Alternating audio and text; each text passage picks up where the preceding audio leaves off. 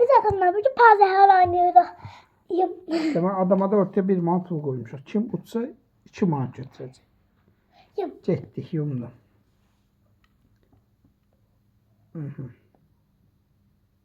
Üç tanesi. Sen. Deməli, indi mən seçirəm.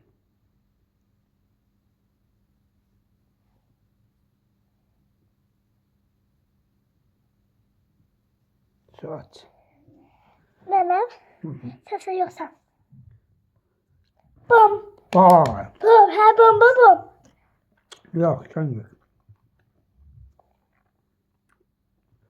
Bom. Bum. Bakın özümde.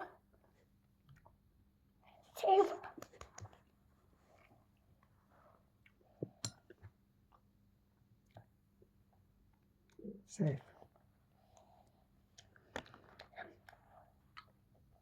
Bum. Vay. Bir dənə çıxardım mən. Ben de kalsın.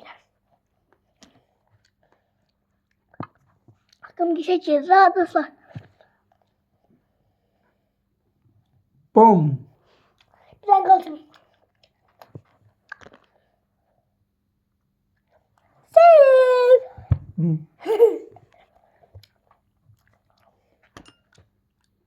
Save.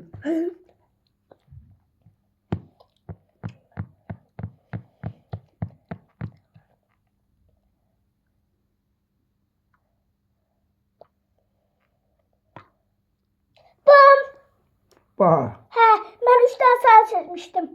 He, ben kazandım. Ben kazandım. Alkışlar. Sen bak videoda.